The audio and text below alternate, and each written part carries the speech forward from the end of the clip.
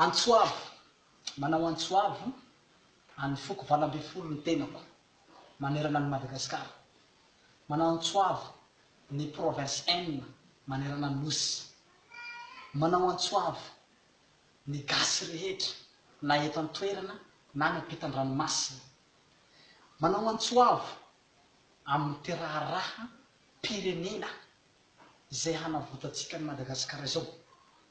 Mangataka fiaraha-miasa, mangataka fifanomezan-tanana, mangataka fifanohanana ara-kevitra, ara-bola, ara-kasa, ara-fanomezan-tanana maro samihafa, ara-pitaovana ho entina ametraka izao fanjakan'i Jesosy izao.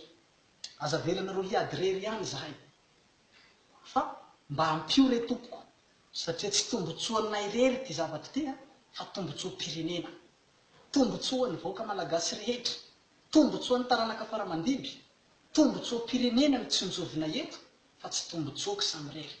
Ka donc zany tokony hifanometanana atsika, tokony hifanohana atsika na ara-kevitra io na ara-kasa, na ara-pitaovana na ara-bola.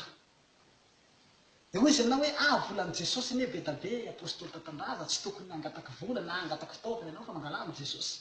Tena marina zany. Ary zay mihitsy mahatonga zaho tena mafondra ny asako ary manao asa lehibe amin'izao fotoana izao. Vokatsy vola amin'i Jesosy io ary miliara mihitsy ny ataoko amin'izao fotoana izao satria Jesosy manam-bola. Kanefa mihazakazaha koa ianao amin'ny satro-boninahitrinao. Ny ahy anefa ngeza be fa ny anao koa mba ahizakoa ny satro-boninahitrinao amin'ny fandraisanao anjara mba ahazahoanao satro-boninahitra lehibe any an-danitra any. Zay mahatonga zaho manentana mba tsy ho ahy rery ihany ny satro-boninahitra fa ho antsika jiaby andaotsika hanohana ny asan'Andriamanitra. Tsy hoe tsy manam-bola Jesosy mahatonga antsika manao rakitra agnatin'ny fiangonanao. Ino moa mbola ilain'i Jesosy vola raha ohatra ka Jesosy manam-bola mbola nahatonga antsika manao rakitra? Tsy tokony hanao rakitra intsony anie tsika, tsy tokony hanao ampahafolo-karena tsika. Raha ohatra ka afa manam-bola Jesosy dia tsy mila vola intsony, tsy mila fanohanana intsony. Fa mataontsika manao rakitra ao anatin'ny fiangonana, ataontsika manao ampahafolo-karena, manohana ny asan'Andriamanitra mba te-hanana antsika satro-boninahitra any an-danitra any, mba hanana antsika tsano any an-danitra. Ka izay mahatonga zaho manentana anareo eto zany antsoavo na ny gasy eto an-toerana na ny ivelany. Andao ifampitatana, andao ifanometanana amin'ity fametsahana ny fanrakan'Andriamanitra eto Madagasikara ity. Tohano zao asa zao, tohano na amin'ny hevitra na amin'ny vavaka na amin'ny ara-pitaovana na amin'ny ara-bola. Tohano mba hanananao satro-boninahitra lehibe. Aza vela hiady rery zahay fa andao ifanometanana, andao hiara-hiady fa tombotsoa-pirenena no tsonjovineto, tombotsoan'ny vahoaka malagasy no tsonjovineto, tombotsoan'ny zanakao, tombotsoan'ny zafikelinao, tombotsoan'ny vahoaka rehetra sy ny taranaka faramandimby ny tsonjovina eto. Ka izay indrindra mahatonga zaho manentana antsika zany mba handray anjara amin'ny fanohanana na vavaka aza na asa amin'izao fametrahana ty fanjakan'Andriamanitra ity, mba hananana satro-boninahitra lehibe any an-danitra. Tsy voatery resaka fitaovana ihany fa na ianao aza afaka manao partage any amin'ny gropy amin'ny Facebook, afaka manao partage amin'ny Facebook, afaka mizarazara CD, afaka manao filazana amin'ny Facebook ao koa anao na amin'ny radio, amin'ny télé, mba hanamafisanao hatrany ity fanjakam-pisorona ity. Manentana anareo fianakaviana rehetra raha ny asaina bava na reo kristiana namana, kristianina, mpiara-mivavaka, andao tsika ifanometanana, andao tsika ifanohana. Antsika malagasy rehetra, antsika ray aman-dreny rehetra, tohanonareo za mba tsy hiady rery.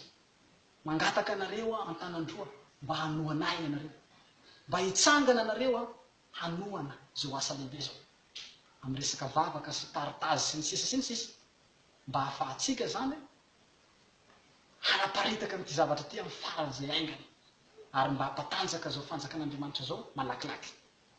Ka izay zany mahatonga zao manentana antsika zany zay resy lahitry rehetrarehetra zany mba hifanometanana, fanohana atsika amin'ity zavatra ity mba hampalakilaky azy. Ary tsika koa zany tsy tokony naman'ireo magnaratsy reo fa tokony hifanampy anaty Facebook ao tsika. Anareo resy lahatra zany tokony hanao j'aime, tokony hanao commentaire ao anatin'ny Facebook, tokony hanao partage amin'ny Facebook koa zany zay fa resy lahatra. Fa tsy miandry hoe zahay fa resy lahatra dia miandry fifidianana. Antsika zany hoe tsy tokony miandry fotoana fifidianana zany. Fa dieny izao tsika dia efa manao fifidianana anatin'ny Facebook.